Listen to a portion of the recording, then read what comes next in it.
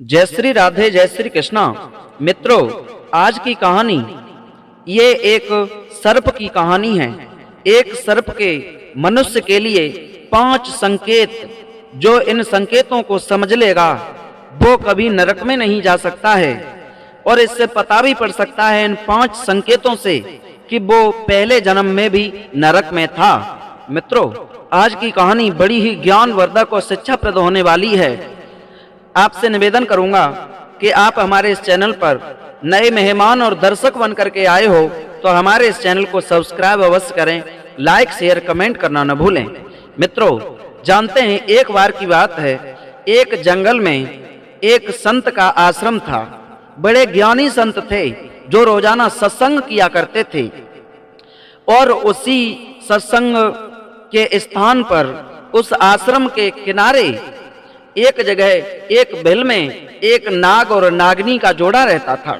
मित्रों, जब नाग और नागनी का जोड़ा रहता था, रोजाना वो संत अपने शिष्यों को और नगरवासियों को ज्ञान का उपदेश दिया करते थे, अच्छी अच्छी बातें सिखाया करते थे, मानव धर्म के बारे में बताया करते थे कि हमें नरक से कैसे छुटकारा पाना है और हमें नरक न भोगना पड़े।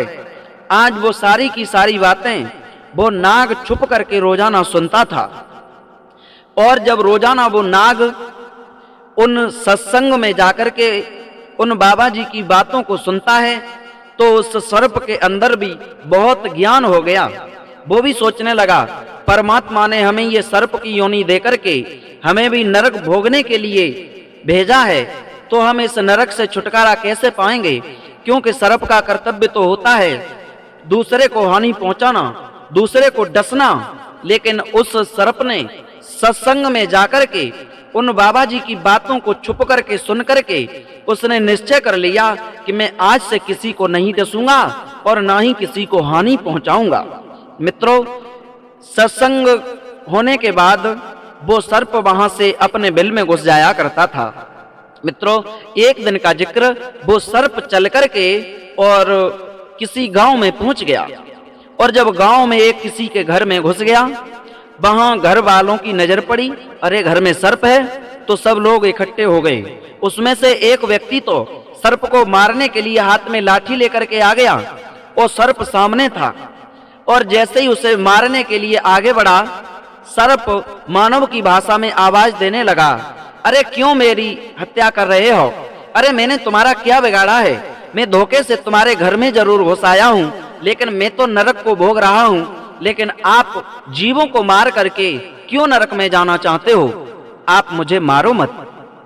जैसे ही उस सर्प की ऐसी बातों को सुना, मानव की आवाज में उस सर्प की बात को सुना, तो सब लोग दंग रह गए और वो मारना बंद कर देता है। व्यक्ति मारता नहीं है उस सर्प को।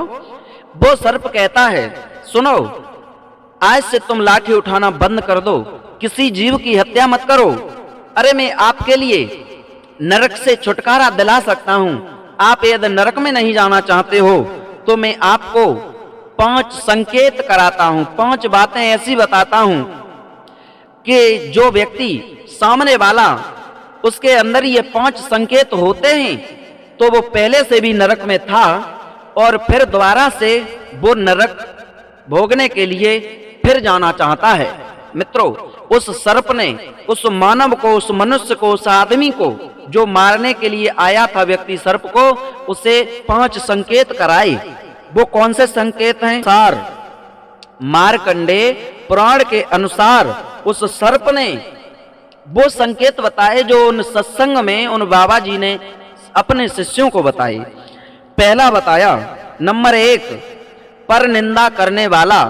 जो व्यक्ति दूसरों की निंदा करता है, बात बात पर दूसरे लोगों को हानि पहुंचाना चाहता है, कभी वो किसी का सम्मान नहीं करना चाहता, सामने वाला भले ही कितना भी विद्वान सही, वो सारे के सारे विद्वता के ऊपर पानी फेर देता है, उसे लोभी, लालची, कामी, क्रोधी न जाने क्या क्या कह डालता है। जो दूसरे की पर निंदा करता है वो पहले से भी नरक में था और फिर से भी नरक में जाना चाहता है। नंबर 2, उस सर्प ने उस आदमी को बताया, उपकार न करने वाला, यानी जो व्यक्ति आपके साथ में, आप उसके साथ में यदि अच्छा करते हो, कोई भला कार्य कर देते हो, लेकिन वो सामने वाला व्यक्ति तुम्हारे ऊपर कीचड़ ही उछालता रहता है, आपका सम्मान नहीं करता है, आप उसके ऊपर उपकार करते रहते हो जो तुम्हारे ऊपर बिल्कुल उपकार नहीं करता है, वो भी व्यक्ति नरक में रहने वाला होता है और फिर दोबारा से भी नरक में जाता है। नंबर 3, परपुरुष या स्त्री का सेवन करने वाला, यानी पराई बहन बेटियों को गलत दृष्टि से देखने वाला, वो भी पहले नरक में था और फिर दोबारा से भी नरक में जाना चाहता है। हमें कभी भी पराई बहन बेटियों को गलत दृष्टि से नहीं देखना चाहिए, या जो स्त्रियां पुरुष को गलत दृष्टि से देख करके अपने चंगुल में फंसाती हैं, वो भी पहले नरक में थीं और फिर दोबारा से जाना चाहती हैं। मित्रों, चौथा संकेत कराया, जो दूसरों का हक मारने वाला हो, दूसरे का हक मारने वाला, जो हिस्सा में अपना खा जाता है उसके बाद में दूसरे का हिस्सा भी हड़पना चाहता है, वो पहले से भी नरक में था फिर दोबारा से भी नरक में जाना चाहता है। हमें कभी किसी का हिस्सा नहीं खाना चाहिए, और भले ही सगा भाई सही, भाई के बंटवारे में जो भी हमें आधा मिलता है, या हम 3 भाई हैं या 2 भाई हैं, जितना हिस्से में पड़ता है उतना ही लेना चाहिए। उसे दबा करके, धमका करके किसी का हिस्सा हमें कभी नहीं हड़पना चाहिए। जो ऐसा करता है वो पहले से भी नरक में था और फिर दोबारा से भी नरक में जाना चाहता है। मित्रों, नंबर 5, देवताओं की निंदा करने वाला। नंबर 5, उस सर्प ने संकेत दिया है उस व्यक्ति को, जो व्यक्ति देवताओं की निंदा करता है, देवी देवताओं को देवी देवता समझता ही नहीं है, हर समय कीचड़ उछालता रहता है। अरे भगवान ने मेरे साथ तो बहुत बुरा किया है, इन्होंने मेरे साथ बहुत बुरा किया है, ऐसा नहीं करना था, शायद भगवान मेरे साथ ऐसा नहीं करता तो ऐसा नहीं होता। भगवान है ही नहीं, दूसरे लोगों को भी भ्रमित कर देता है, जो भगवान के नाम को नहीं लेने देता है, राक्षस जैसी बुद्धि प्रकट कर देता है। मित्रों, वो भी पहले से नरक में था और फिर दोबारा से भी नरक में जाता है। हमें भगवान की कभी निंदा नहीं करनी चाहिए।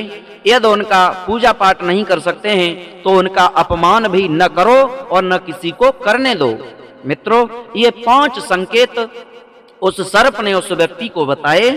आज उसने भी अपने जीवन को बचा लिया उन नरक के संकेत बता करके, और उस व्यक्ति को भी ज्ञान हो गया, उसने भी अन्य लोगों को बताया।